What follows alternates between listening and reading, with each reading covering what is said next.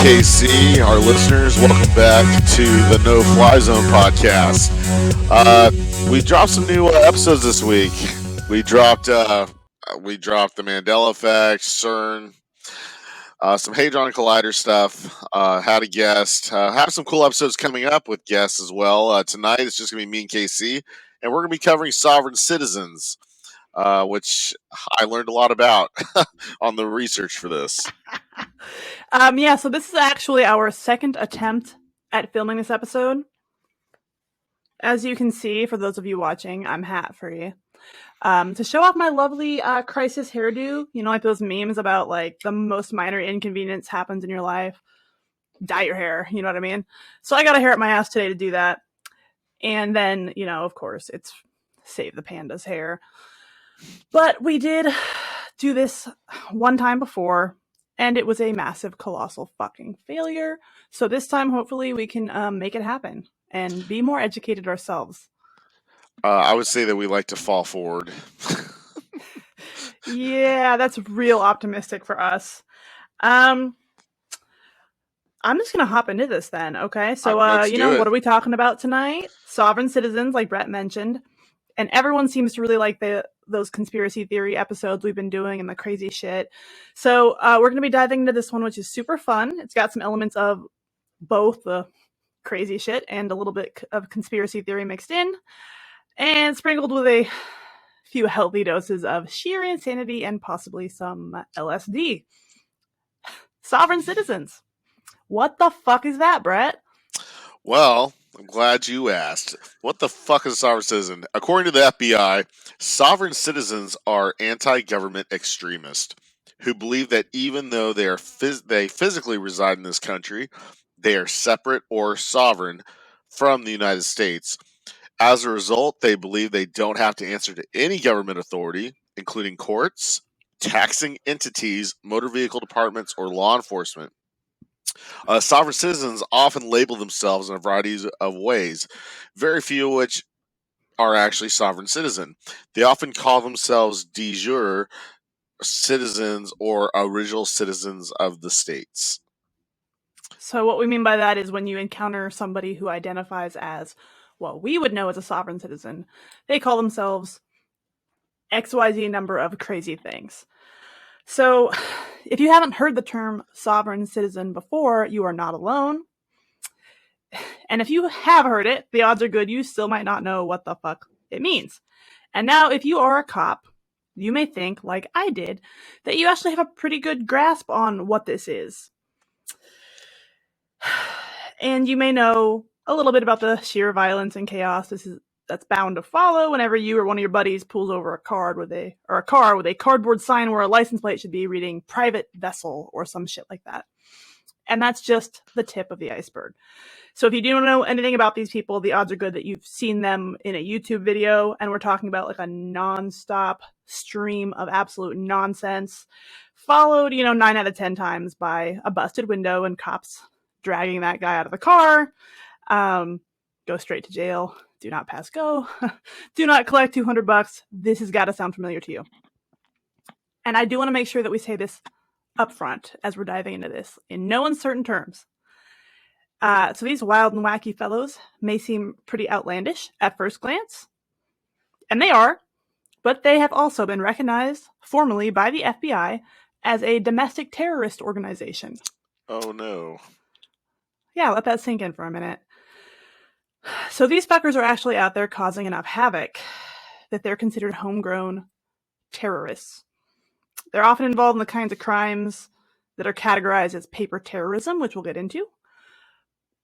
But they're also extremely dangerous individuals, especially to like law enforcement. And we will get into all of that. There's a lot to unpack. Sounds like it. So sprinkled throughout, we're also going to define some of the more bizarre or like confusing mumbo jumbo terms these guys like to use because they read it online somewhere and they think somewhere in their little minds it makes them sound really smart.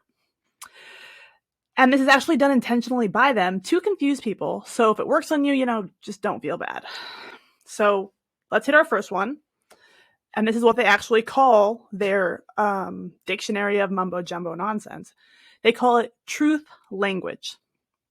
And the word truth is pretty ironic but this is actually what they call it themselves. Truth language is a complex and bizarre set of language rules used by sovereign citizens designed to mimic the secret language of the law. I'm doing air quotes. You'll see that a lot. I was about to say the secret language. The secret language. There is. I feel like we really have to clear this up for people. There is no secret language of the law. They just really, really, really want to believe that there is. So in this truth language, all sentences must start with a preposition such as for, have a minimum of 13 words, and use more nouns than verbs. Punctuation rules are just as complex, and the rest of their beliefs make exactly this much sense. So down the rabbit hole we go. And let's start with the first big question, which is, how did all of this start? I'm going to let Bret hit this real quick. Well, going into its origins, the contemporary sovereign belief system is based on a decades-old conspiracy theory. Sovereigns believe that the American government, set up by the Founding Fathers under a common law legal system, was secretly replaced. They think the replacement government swapped common law for admiralty law, which is maritime law, which is the law of the sea and international commerce. So, again, the first time that we did this, I was going to glaze over this because I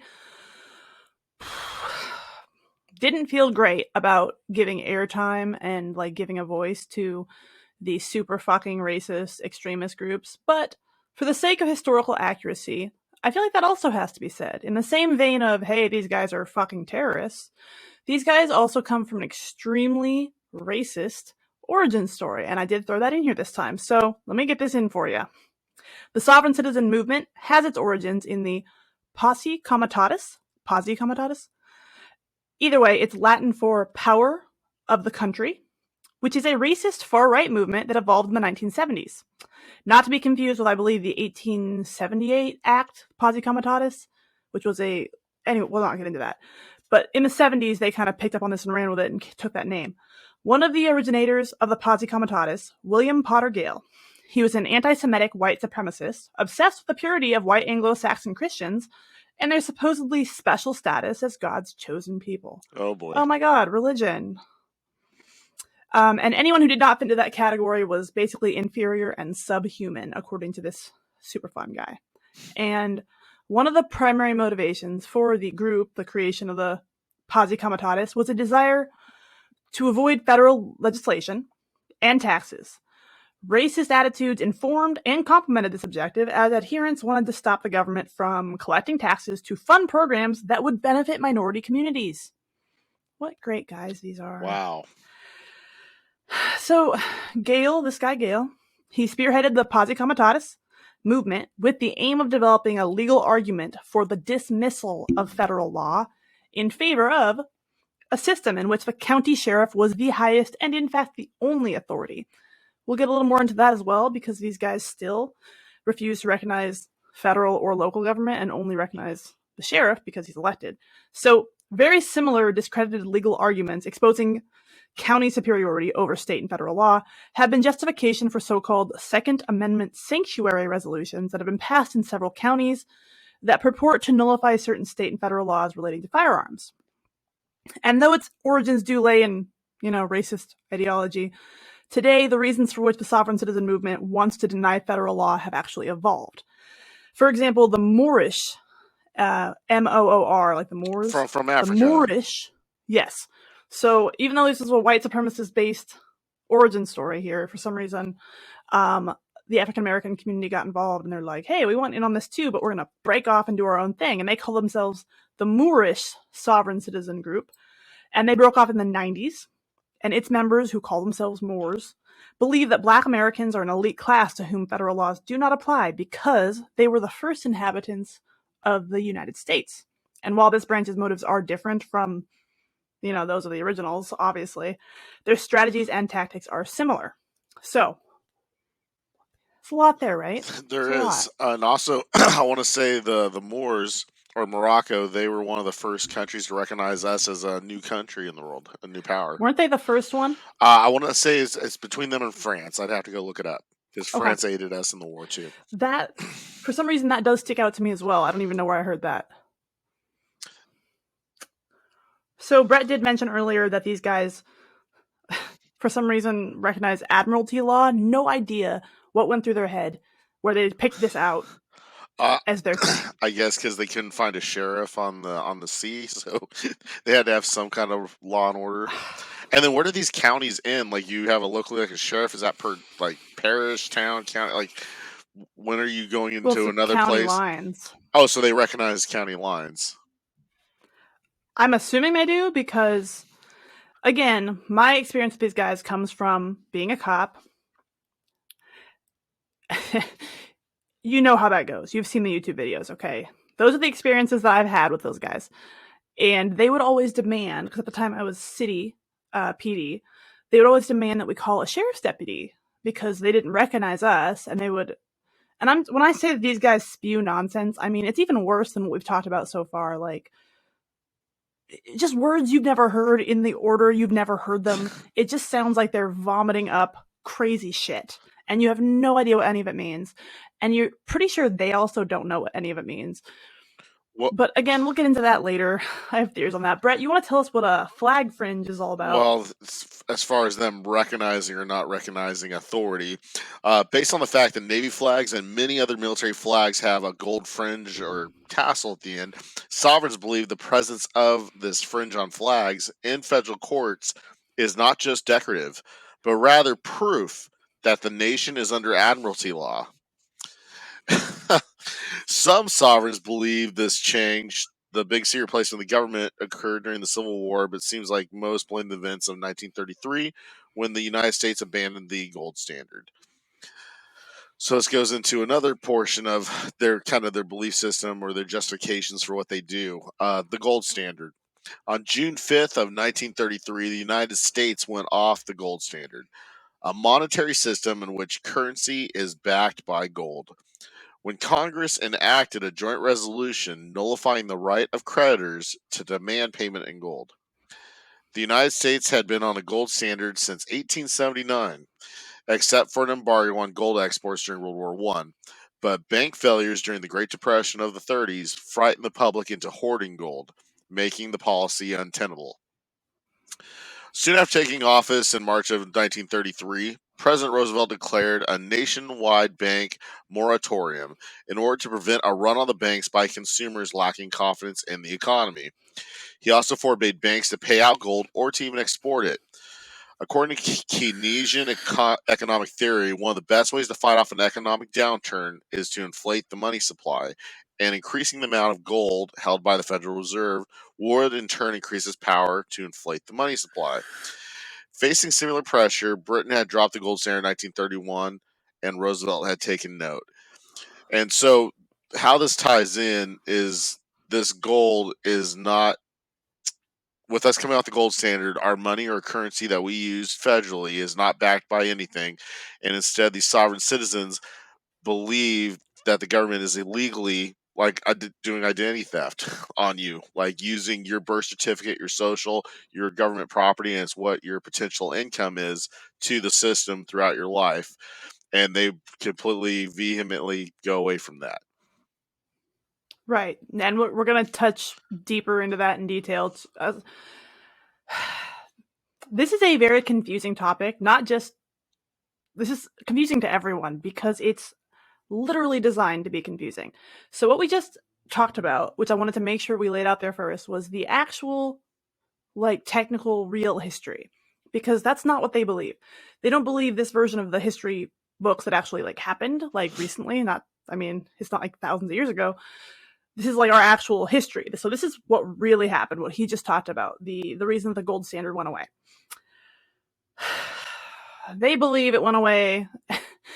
They believe a whole lot of completely other things, which we're going to tell you, but we want to make sure you have the facts first. So whichever one of those crazy theories that sovereign citizens do pick to lean on, because they're both pretty flimsy, they stake their lives and livelihoods on this idea that U.S. judges and lawyers, who they believe are foreign agents, by the way, they know about this hidden government takeover, but argue against it, denying the sovereign's motions and filings out of treasonous loyalty to hidden and malevolent government forces. So they believe that this is a system, and only they know all the secret little tricks to beat it. Oh, convenient. So Bret did kind of hint at this a minute ago with what he said. And this is our next term that we have to. These guys are nuts. Okay, it's called the Strawman. Most sovereign citizens base their actions on a bogus U.S. history lesson. Again, we gave you the real one. Now here's the bogus one, which goes as follows: since 1933, the U.S. dollar has been backed not by gold, but by the full faith and credit of the U.S. government. Quotes. Recall, President Franklin D. Roosevelt ended private ownership of gold in large amounts in 1933. Governments could still sell gold for dollars to the U.S. Treasury for a fixed amount after that, until that practice was also ended by Nixon in 1971. So what is the U.S. doing, or what is the U.S. government doing, I guess, to offset all that lack of gold, according to sovereign citizens, not according to reality? Bret. I'm glad you asked, Casey. So, these idiots, according to sovereign citizen researchers, the government has pledged its citizenry as collateral by selling their future earning capabilities to foreign investors, basically a black market of people, effectively enslaving all Americans. This sale, they claim, takes place at birth. When a baby is born in the United States, a birth certificate is issued, and the hospital usually advises the parents to apply for a social security number. Sovereigns say that the government then uses that birth certificate to set up a corporate trust in the baby's name, a secret treasury account, which funds with amounts ranging anywhere from $600,000 to $20 million, depending on the particular variant of the sovereign belief system. By setting up this Treasury Direct Account, or TDA, this is what they call it. This is what these sovereign citizens call it. So setting up this, Remember TDA. yep, Treasury Direct Account, every newborn's rights are split between those held by the flesh and blood baby and the ones assigned to his or her corporate shell account. Oh boy. Sovereign citizens believe the evidence for their theory is found on the birth certificate itself. Since most certificates use all capital letters to spell out the baby's name, a John Doe, for example, in all caps, is the name of the corporate shell identity, also called a, quote, straw man. While John Doe is the baby's real flesh and blood name as the child grows older and is not spelled in caps, most of his legal documents will utilize capital letters, which means that his state issued driver's license, marriage license, car registration, criminal court records, cable TV bill, and his correspondence to and from the IRS will all pertain to his corporate shell identity, not his real sovereign identity. So they think just because all caps are used on a birth certificate, it absolves them from a lot of other things, or that they should have access to an account, a money that was illegally opened in their name. Sort of. So if it's all caps, that's actually not you. That's your straw man they're talking about. You are separate from your straw man. And if they're talking to you, the real physical you, they're going to say your name in lowercase letters with the first letter capitalized. Like proper English. So those are actually two separate, completely separate things, according to them. We're going to get into some more of the shady shit. So I'm sure that all made, perfect sense to you guys. To separate from their corporate shell, the straw man, the all caps letters, sovereign citizens use a series of convoluted steps, often shared with them by more veteran sovereigns. So that process brings us to another fun term, which is called redemption. And redemption, when they use this term, they're referring to the phony legal process which they use to separate a person's flesh and blood body from their mythical corporate shell, that all caps straw man.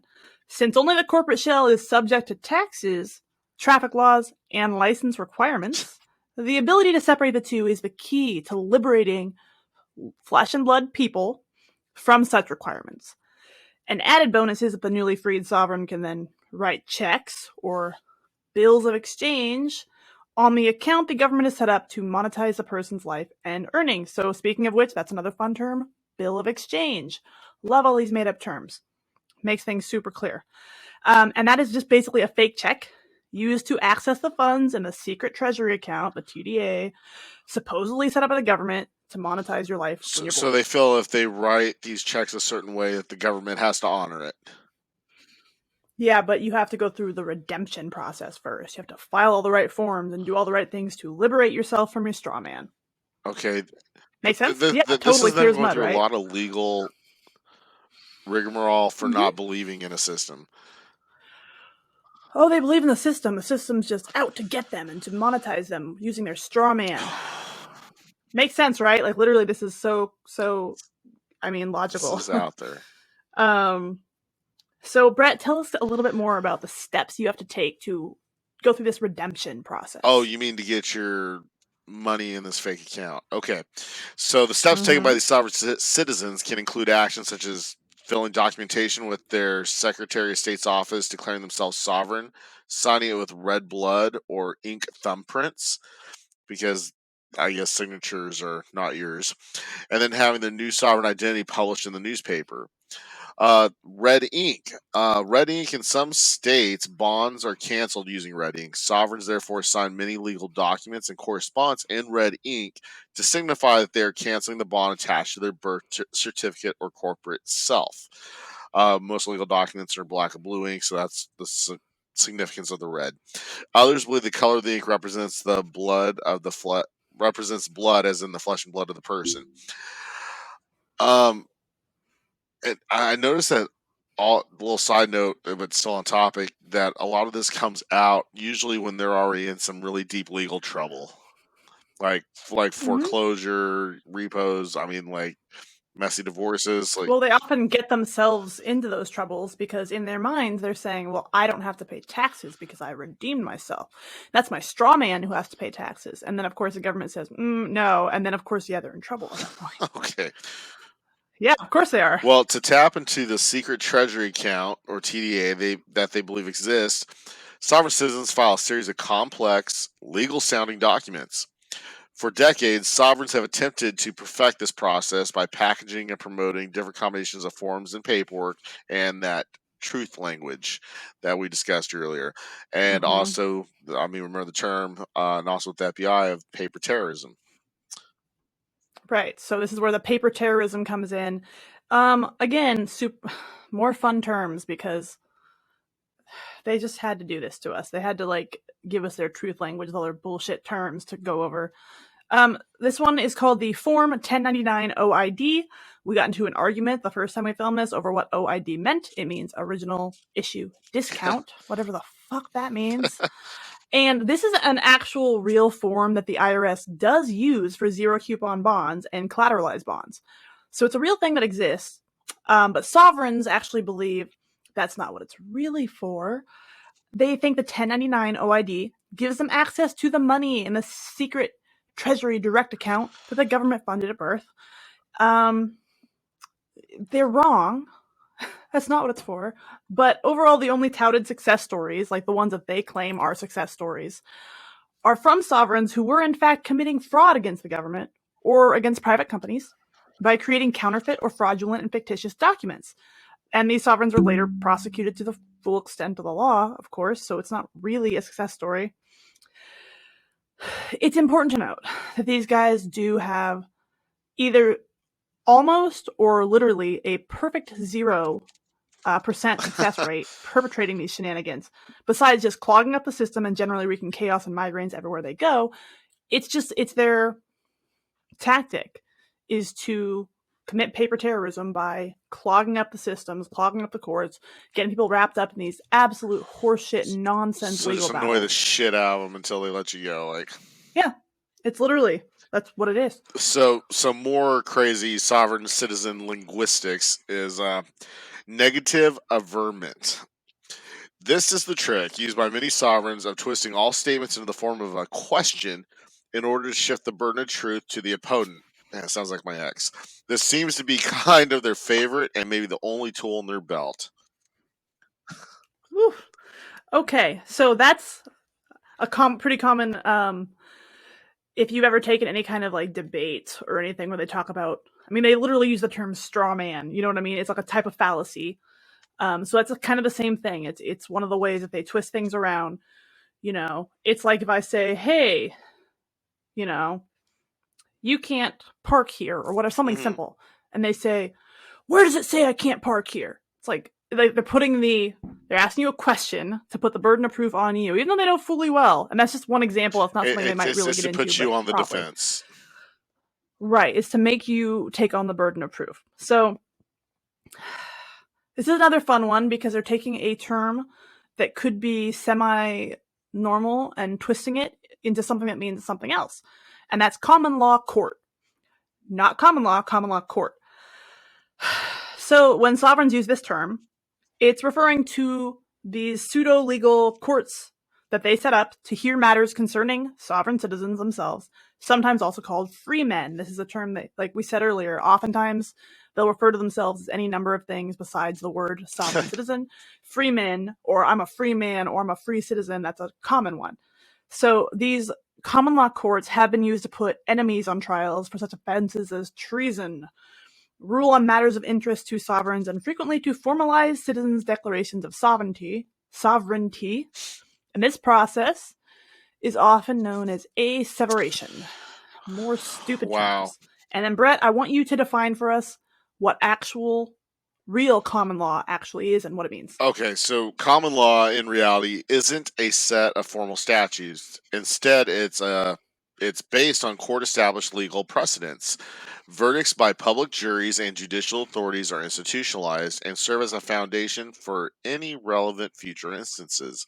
It's also referred to as case law, as it's the law created by judges for decisions on individual cases or disputes.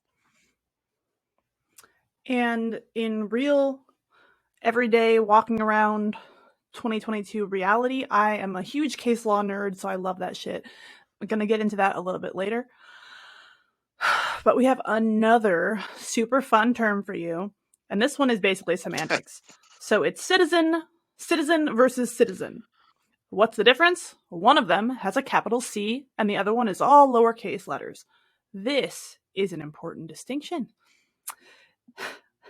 So in the 18th century, way back, in the 18th century colonies, nouns were usually capitalized. All right, even in writing. Like, they're not today, but they were back then. Although the practice was going out of style by the time of the Revolution. Based on that, sovereigns see secret meaning in the use or non-use of capitalized letters. For example, a citizen, lowercase c, is a sovereign citizen imbued with all natural rights, whereas a citizen, C, capital C, is a 14th Amendment citizen subject to the rules and regulation of the government. The man. Another term that applies to them is, hopefully I say this right, this Latin phrase. It's looks like Swedish Juris. 2 words. Many sovereigns add this Latin phrase meaning of one's own right to their flesh and blood names on legal documents to signify that they are reserving all rights to which a free man is entitled. So they're adding this to their signature. Oh yeah, that checks out.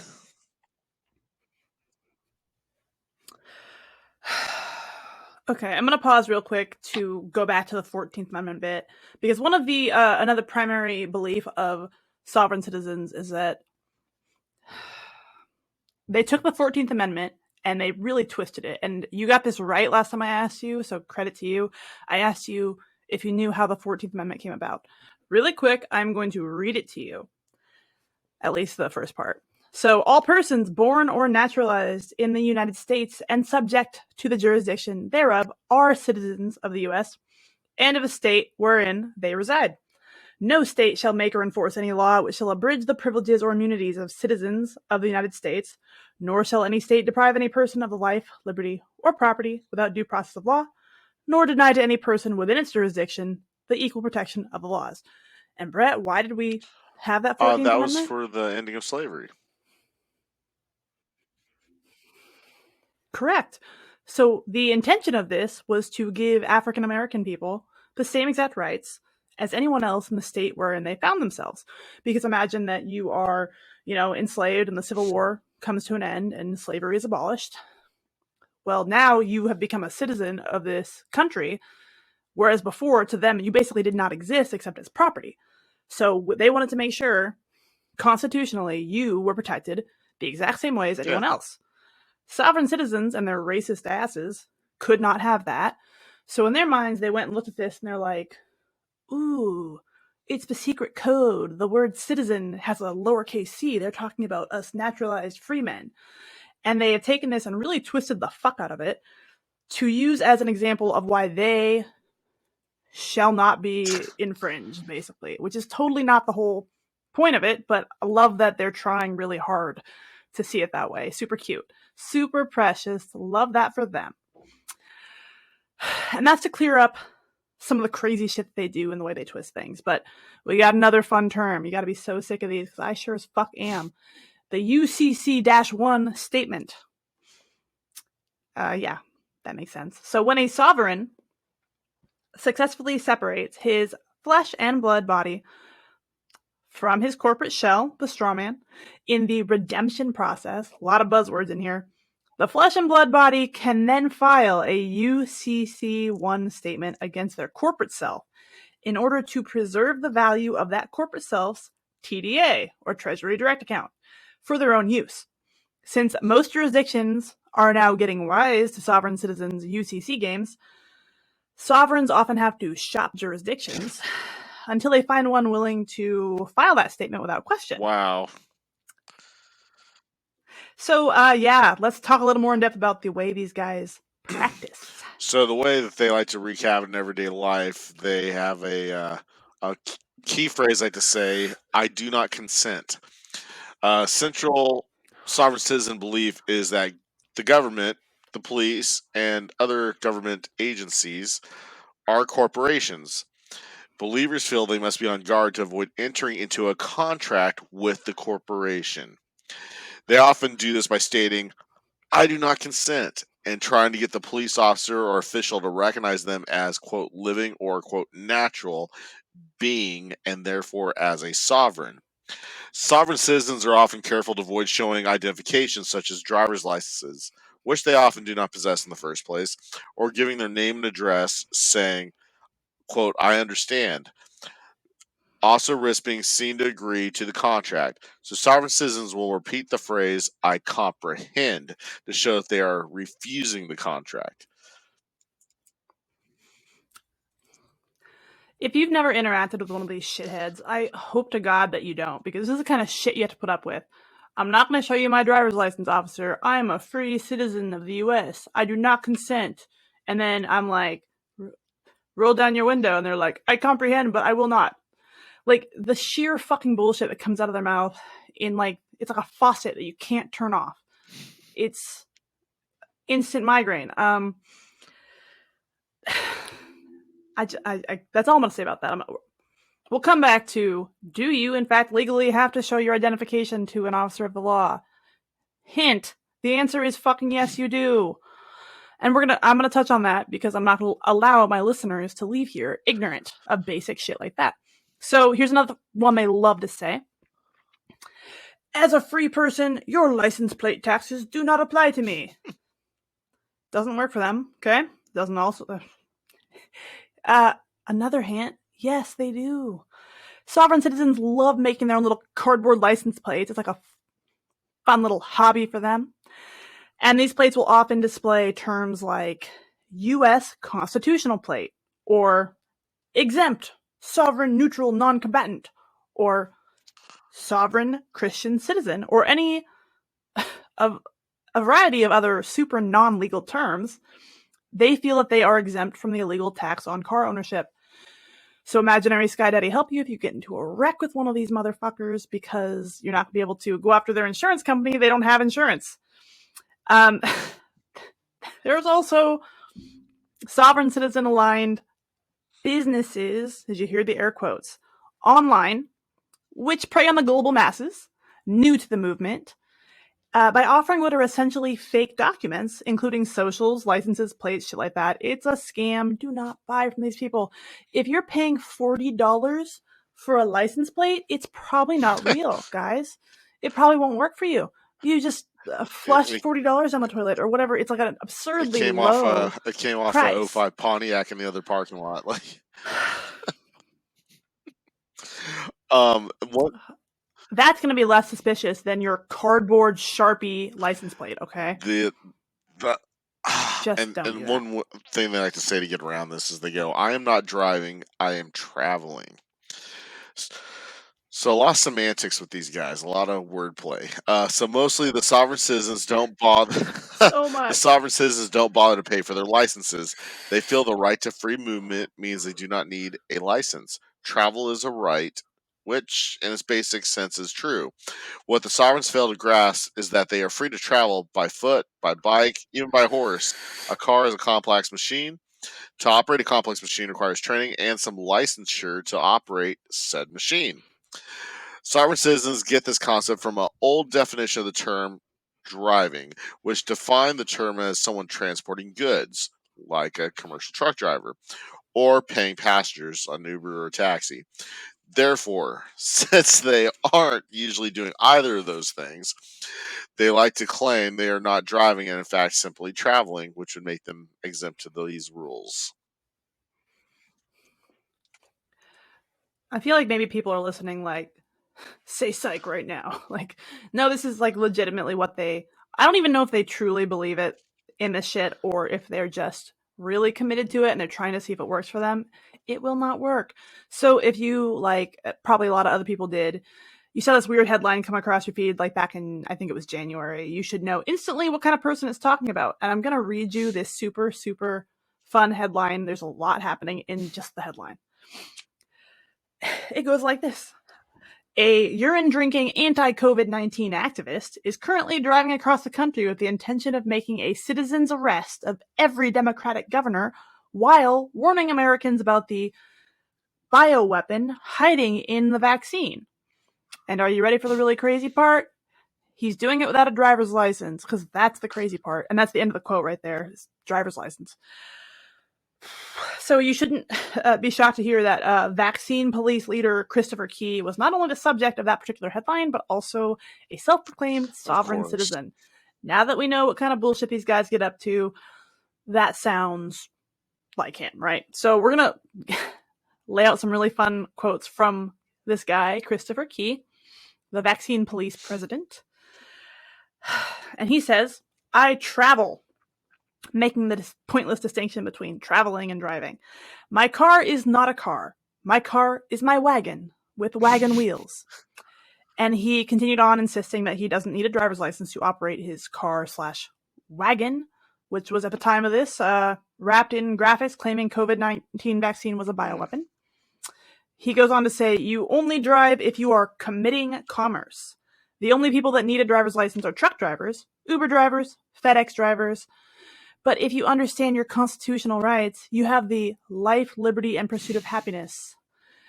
So this anti-vax leader, who swears by drinking copious amounts of his own urine, by the way, added, I am a free man living on the land. There is no crime, he said when asked about the possibility of police pulling him over and asking him for a driver's license. And I love that the author added in the United States, where Key is traveling, one must have a valid driver's license to operate a motor vehicle.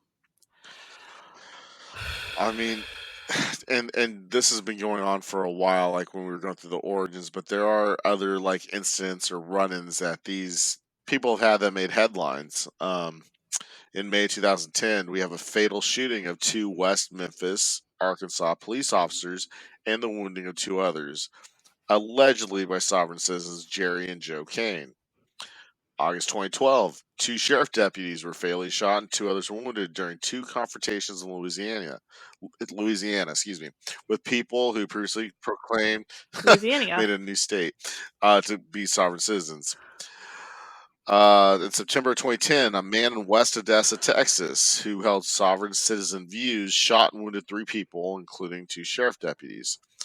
I'm not seeing these guys in the news for anything good.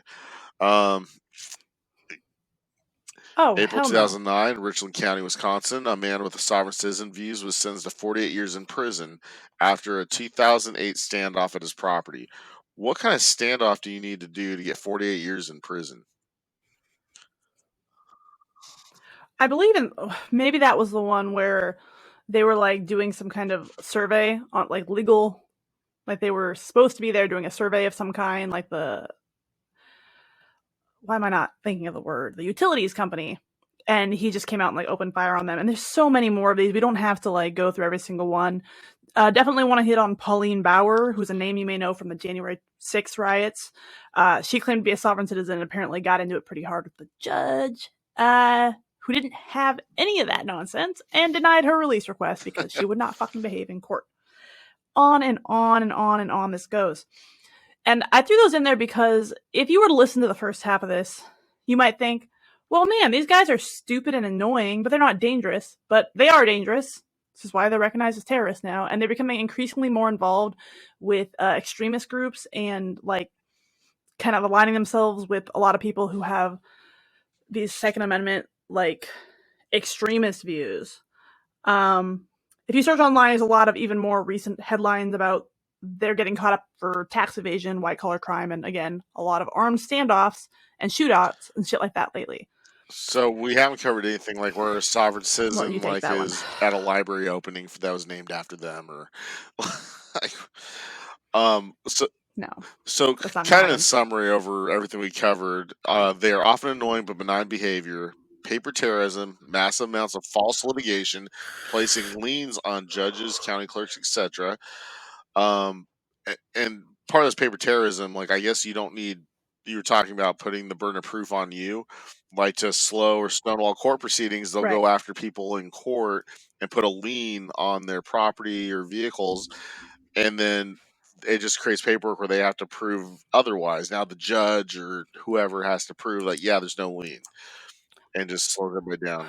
So yeah, we did kind of glaze over that a little bit. One of their primary terror tactics, the paper terrorism, is apparently in a lot of situations you can just go online and file a lien against somebody. So for example, you're a sovereign citizen and you go to court because you got like a $50 fine that you don't want to pay and you want to stick it to the man by recognizing admiralty law and all this shit.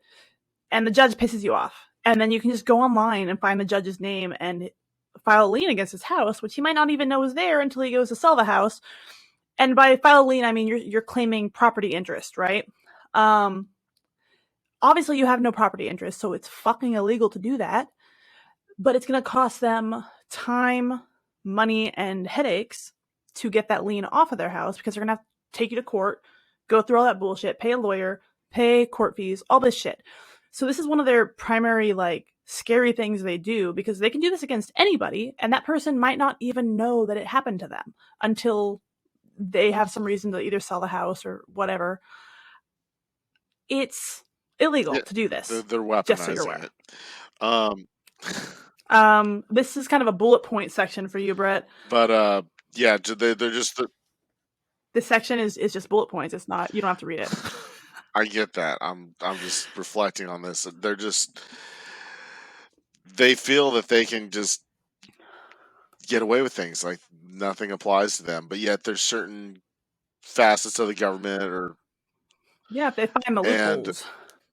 I think it's ridiculous to believe that we have an account with our name on it with, that we have access to, or we just sign a piece of paper and the government pays it. Like that's just not going to happen. I could see, we're at birth or whatever. That's I can never, see like ever, where ever you're going to happen. born or something, there's probably like in a census data or a dollar amount put next to your name because they think you're going to be worth that if you live to a certain age, with production for an economy. But I don't think there's actual tangible money floating around for you to access. Honestly, I don't think they care that much about you. I don't think they even care that much. I think that it's a numbers Well, game that's for what I'm them, and as saying. long as the majority of us are So putting we are money back agreeing in their on a numbers game, pockets, and that's where it's it's like potential earnings or what you'll provide to the economy or the machine. So, yeah. that's interesting. No, I mean it's a numbers game as in we're disposable. Like there's enough of us. I Go agree ahead. with you on that too. So it's just these people are nuts. I mean, and I know you have your stories being in law enforcement. Me being in the federal government when I was in the army, I didn't run into any of these because they probably didn't make it in. They got phased out. But I can't see them trying to join yeah, the army. It doesn't seem like their thing. So something we did touch on briefly, but haven't got too much into. These guys, this is a weird one because, like I said, they do like to align themselves with. I'm talking like it's like left wing, right wing, and there's like right way the fuck out in space, right wing. like extremists, and they really like to align themselves with those guys because they can prey on a lot of things like, what about your guns, what about your rights, what about we hate minorities, what about some of the things that like those more extreme groups of that section like to latch onto. You know, they're coming, they're taking your jobs, all this shit. And those people are really attracted to this whole fuck the government thing. So even maybe like libertarians, people like that, who libertarians have also really gone off the deep end for me lately, because I used to, you know, be a little bit more into their viewpoint as far as less government, more doing whatever the fuck you want. But now I'm like, can't. They're going fucking nuts too. So they're getting more involved in like violent activities, a lot of, you know, alt-right extreme activities, stuff like that, anti-vaxxers, a lot of conspiracy theories. They're really going straight down the rabbit hole. Far past logic, far past anything reasonable, which is how they got themselves slapped with the domestic terrorist label. And again, we did talk about how they recognize sheriffs and not city police because they believe that people elected sheriffs, elected the sheriff, and, you know, that's the only recognized authority. Do you have anything else on that, Brett? I mean, it's a lot. So anything much. above like their locals, you know, city or county, they just don't. That's their bubble, and anything outside of that doesn't apply to them, state or federal or. But yet, maritime law, which is global, Right. needs to be used. I truly don't that's understand left where that field for came me. from. Like, what in their mind said, yeah, that doesn't even make sense with everything else they believe to me. It's just another probably came fucking from some ridiculous courtroom. bullshit It probably came loophole from smoke some and mirrors thing. courtroom trying pulling at straws and seeing the fringe on Well, the flags and like. So these guys have weird rules for the courtroom too, based on the admiralty law bit, where they believe that if they were to enter past like the witness stand, I'm talking about that barrier, like the witness, not witnesses, the audience or the reporters and people like that sit on one side, and then you pass through that little swinging door thing to go in where the judge, the bailiff, and the witnesses are. If you pass into that, you're essentially entering onto the judge's ship, and you're recognizing him as the captain of the ship, and you are therefore subject to his laws. So they will not, or they try to refuse to go into that section, which I think it depends on the crime. Now, if you're there for a fucking parking ticket, the judge might be like over it and let you talk from your side of the stupid barrier.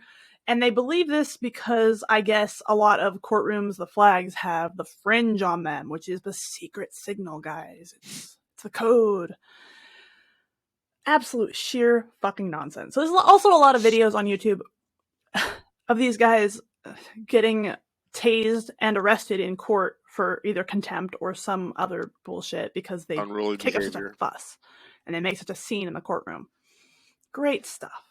Love it. Do you have anything else before I move on to some law No, enforcement I rights? don't. Like, I'm just kind of in shock, like, because I probably identify more on the libertarian side myself, on things, and it's just like with anything, you can have, even if something's good, you can have, You gotta be even if careful you with have that something now. that's good, you know, like too many apples can be bad for you, but apples in and of themselves aren't bad. So I'm saying, like, these people are definitely off the deep end, like, and I'm sure you're going to go into some of your stories and run-ins with them. Yeah. But yeah, this is off the I rails. want to make the point, guys. I'm not being like intentionally shady and vague when I don't give you a lot of details, but I am currently employed as a cop. And for that reason, and as well as the privacy of the very real people who are in my stories, I am trying to be super picky about the stories that I tell. It may not seem like it, but believe it or not, I am trying to be respectful, trying not to use any names or identifying information that might violate somebody's privacy.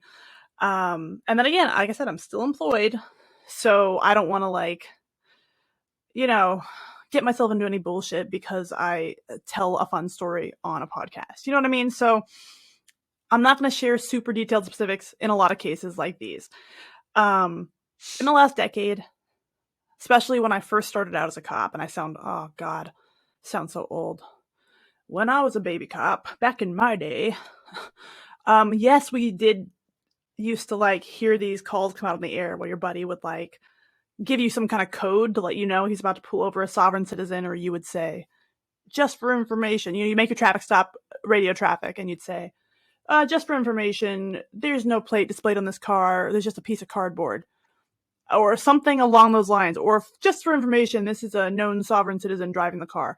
And so that you're not saying anything too crazy on the air, but everyone in your district would know, oh my Your God, ears like this is perk about to up. be crazy. We'd all like, whew. Yeah. So, and then you'd all go running to that traffic stop because you knew it was about to become a circus. Okay. It was going to be, I don't know. How can I say this? Force is going to happen.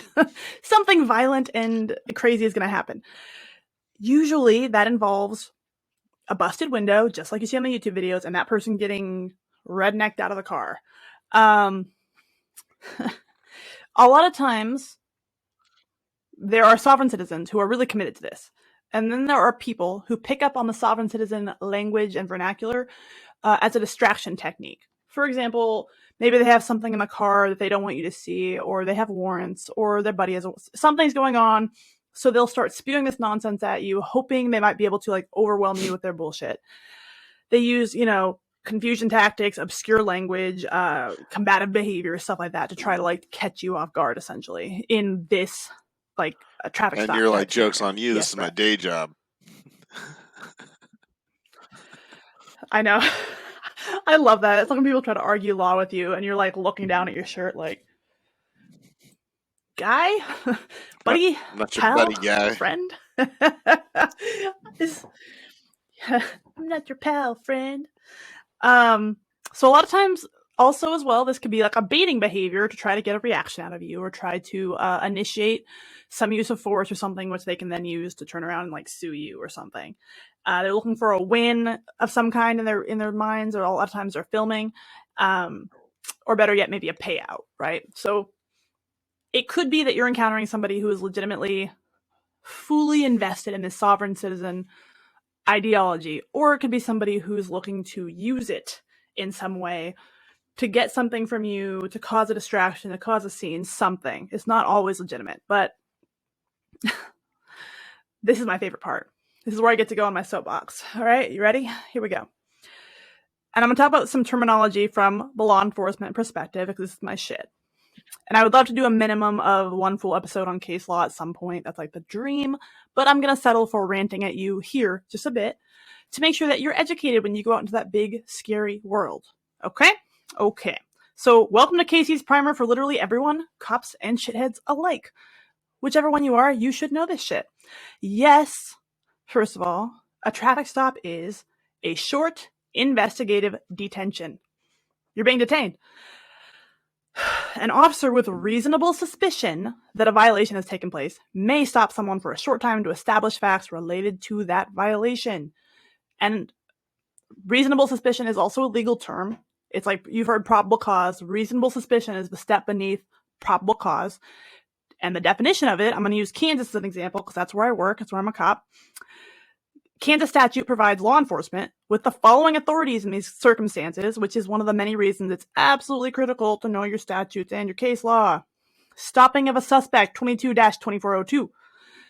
Without making an arrest, a law enforcement officer may stop any person in a public place whom such officer reasonably suspects is committing, has committed, or is about to commit a crime, and may demand of the name, address of such suspect, and an explanation of such suspect's actions. This is often referred to as a Terry stop or a Terry frisk. So Terry versus Ohio, which a lot of people have heard of, especially cops. You should know. If you don't know Terry versus Ohio, like go back to fucking academy. So when I observe a traffic violation, I'm past reasonable suspicion. It's at the point of probable cause, which is everyone's favorite buzzword, even though they have no fucking clue what it means. And it's referred to as PC. So the PC being that I observe with my own eye holes you making a traffic violation, such as we'll use something really, really basic like failing to fully, completely stop at a stop sign. Okay? That's a stop sign violation. That's probable cause. And note that I actually only need to meet the level of reasonable suspicion in order to make a traffic stop, but now I have probable cause. We're past that. Let's not get off track. So we're now involved in an investigatory detention. Remember that? Maybe your license plate was stolen, but I could run your VIN, see the car's registered, and send you on your merry way. So I'm investigating the violation. You don't have a license plate. Let me run your VIN. Oh, you do have good registration. Bye.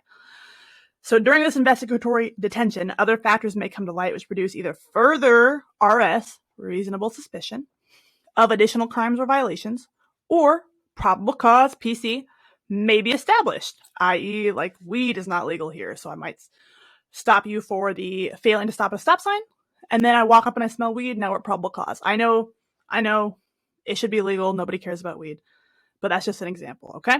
So how brief that short time is for the investigatory detention will be decided solely by the citizen.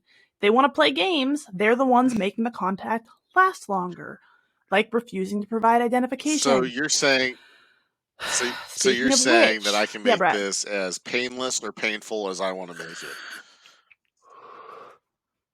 Mm-hmm. You've heard the term play stupid games, win stupid prizes, okay? So if you want to sit there and bullshit and be a piece of shit, the prize you're winning is you have to deal with me longer. Lucky you. And I promise I am much, much, much better at this than you. I promise. Okay. So we talked about how people have this idea in their heads. I don't have to identify myself to you. Beep. That's false. You do, legally, as the driver of a vehicle which I am stopping, you must provide identification to me, a law enforcement officer. So generally in my state, refusing to identify yourself to a cop as the driver, okay, would be charged as interference with law enforcement under 215904. But believe it or not, I'd really rather deal with your traffic ticket than take you to jail for this, okay? Yes, you are legally required to identify yourself during a traffic stop as the driver of a vehicle. Full stop. This isn't an argument. So, if you don't ID yourself to me, I can arrest you. So in regards to arrest authority, again, Kansas state law, this is not something I made up, or I'm not just guessing here. This is the fucking statute. You can look it up. 1242.12, arrest by law enforcement officer when authorized. And this is 4BB. Okay. The person is unable to provide identification of self by presenting a valid driver's license or other identification giving equivalent information to the law enforcement officer. That's an arrestable offense. So by that I mean, I, the benevolent, aviator cop that I am, I will allow you to give me your name and date of birth. As long as I can then verify that that's you, that's fine. So is this just on public roadways, or can you enforce this on private, or let's say it's a Walmart parking lot, can you still ask for the ID? Like, I don't know.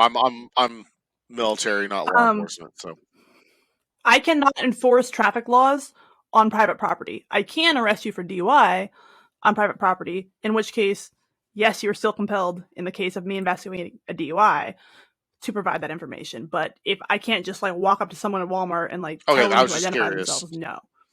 Because I do not have reasonable suspicion or probable cause, which are the two standards I must meet, or consent. I can make a consensual contact and just talk to you and say, hey, do you mind giving me your driver's license? But I can't force you at that point to do it. This is just when I make a traffic stop and you're the driver, okay? Again, the passengers do not have to identify themselves in my state. They are not free to leave. Again, this is I'm happy to throw up case law or talk case law with anybody who wants to, but I doubt anyone cares about this as much as I do. I just care about this for pretty much no reason, super passionately. And again, a lot of this for me, we mentioned this before, and I'm trying not to get as worked up as I did last time. I made the unfortunate mistake of choosing to come out of the womb with a vagina instead of a penis.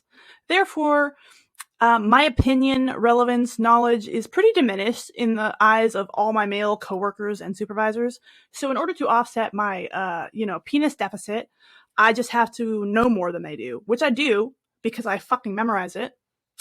My sergeant likes to try to make fun of me for this. In roll call, he'll be like, well, we all know she knows this statute by heart, blah, blah, blah. So what is this statute? And I actually do know it by heart, so I am able to roll it off. And then he still makes fun of me I'm the Joker. No, this is what I get paid to do, and you're making fun of me for knowing my shit. Fuck you. Just fuck you. Someday I'm going to just drop his name. Toxic leadership. No fuck way. You, Sergeant. Okay, that was oh, don't get me started, dude. So, the last thing that I want to make sure that you know, so we talked about what you are legally required to do on a traffic stop. It's not that complicated. It ain't that deep. We're next going to talk about, remember this, Bret, from last time? Miranda warnings. You've heard these on TV a billion fucking times. Custody and interrogation. There are two things required for Miranda warnings to apply. which is Miranda v. Arizona, in case anybody wants to look that up. The two words, custody, interrogation, custody, and, not or, and, okay? So no, I do not need to Mirandize you when I'm investigating a traffic stop violation. So this came up again recently because, nerd that I am, I follow like recent case law rulings. South Carolina State versus Barksdale. This came up again. It keeps coming up. So the courts have recognized this scenario over and over and over again, and people still do not seem to get it. So when does Miranda apply? The meaning of custody. If I formally arrest you, or I've significantly restrained your movement in such a way, in such a degree associated with a formal arrest, see State v. Johnston, that's custody. Interrogation, okay, is when I want to ask you questions about something. So Bret, we went over this scenario last time, so you should have the answers right in your head. Bret and his boyfriend are involved in a domestic dispute in his hotel room, to which I am dispatched. I arrive, and I ask Bret and his boyfriend, separately, questions about the incident. Do I need to Mirandize you prior to questioning you? Correct. Now, I decide that Bret actually did beat the shit out of his poor innocent boyfriend. So I arrest Bret immediately because boyfriend's bleeding. And now I want to ask you questions about what happened. Do I now need to Mirandize you? Yes. See, it's that simple, guys. This is not that deep. It's not that complicated. This is not a puzzle. This is not a Rubik's Cube. If you are in custody and I want to ask you questions, I must Mirandize you. If I arrest you for a warrant because I pulled you over for something unrelated and I'm taking you to jail, sitting in the back screaming at me that I didn't Mirandize you isn't going to help you. It's not going to do anything because I'm not asking you any fucking questions. Yeah, okay? I just ran the place here, the driver, and you have an open warrant. Clear to like you? That doesn't apply. That makes right. Sense. I'm not asking you any questions. Same thing. If I want to ask you questions, but you're not detained or like in custody, I don't have to Mirandize you. It's super, super, super easy. This is day one, hour one shit.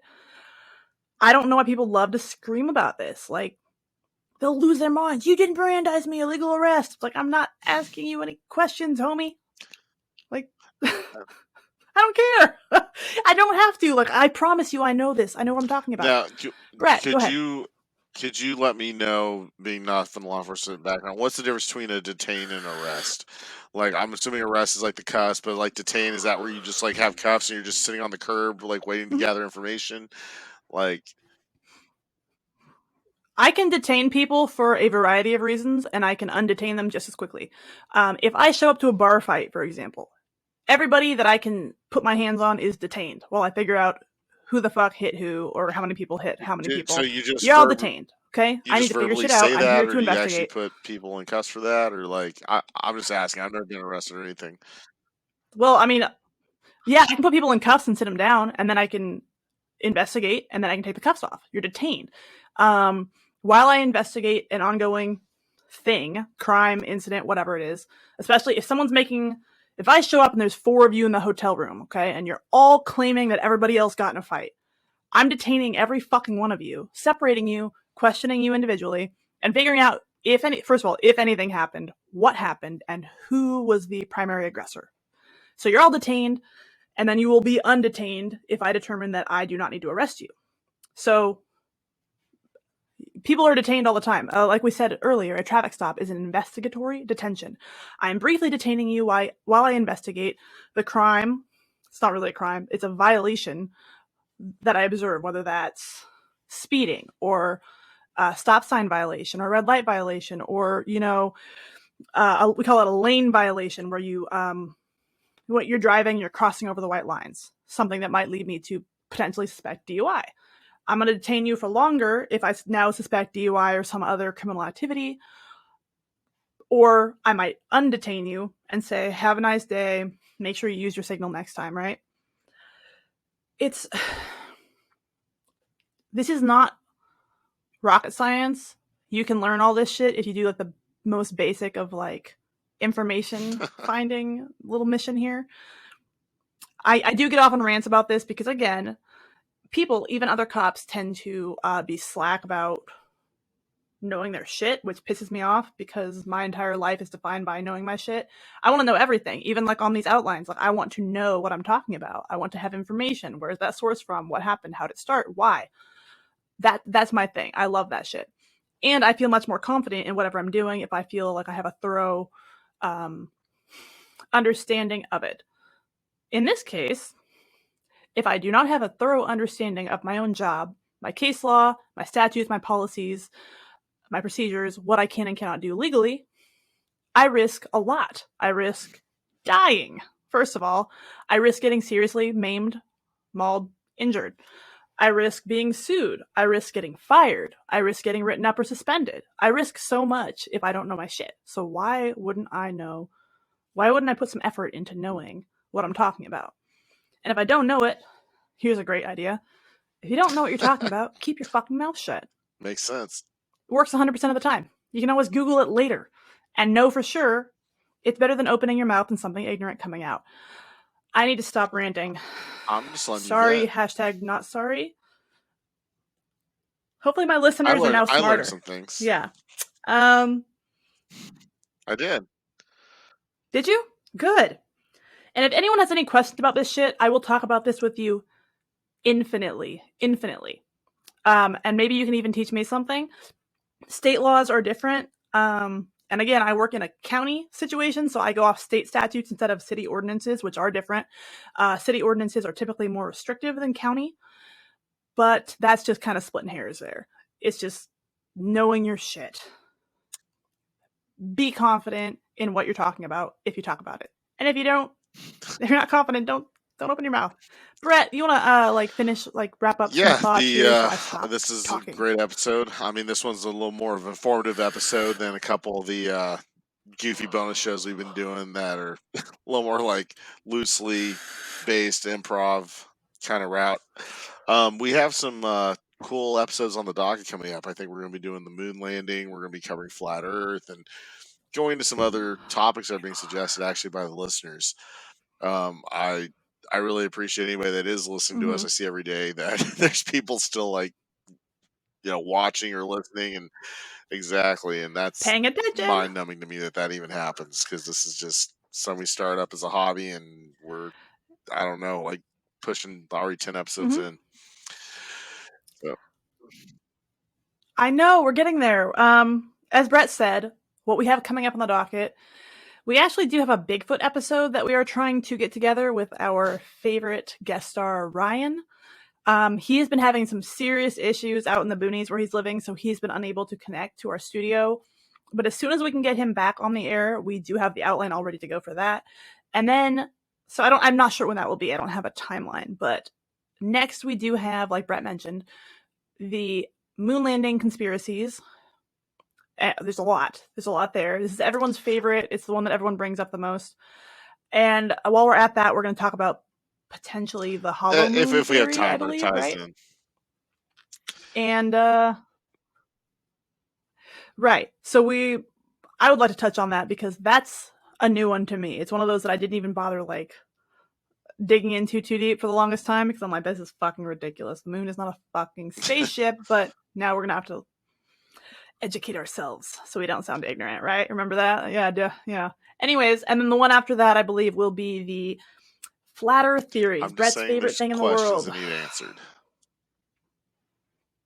That's all I'm saying on that. Yeah, are KC and Brett truly related? Stay tuned next week on Maury. DNA test confirmed. I'm nice, you're mean. I am so mean. So I want to thank you guys again. Oh my God, that was brilliant. Put that on a t-shirt. Wow. So people are weirdly loving the episodes that I'm terrified about. The ones I'm oh my God, that was a fucking train wreck. That was it's a dumpster fire inside of a dumpster fire inside of a circus. It's on fire. And people are oh my God, I loved it. And I'm you did? Why? Can't understand it. But I appreciate you. Please, please, please follow us on all our socials. We've got Instagram, Twitter, TikTok, Facebook, YouTube. We're working on getting on YouTube. Spotify, obviously, that's where our episodes. We're working on getting a YouTube up. We're going to be working on a lot of things. just like our pages. I'm begging you. It gives us like a brief dopamine rush that we cannot get anywhere else because our lives are sad. Bret, you want to take us away and wrap us up before Yeah. I Again, from the keep bottom of our rambling? hearts, we just want to thank you for listening, being with us, taking, an hour or so out of your day to hear our voices and look at our ugly faces and, keeps us going. We're passionate about it and glad that you're listening and enjoying it as well. And KC, I will see you on our next episode.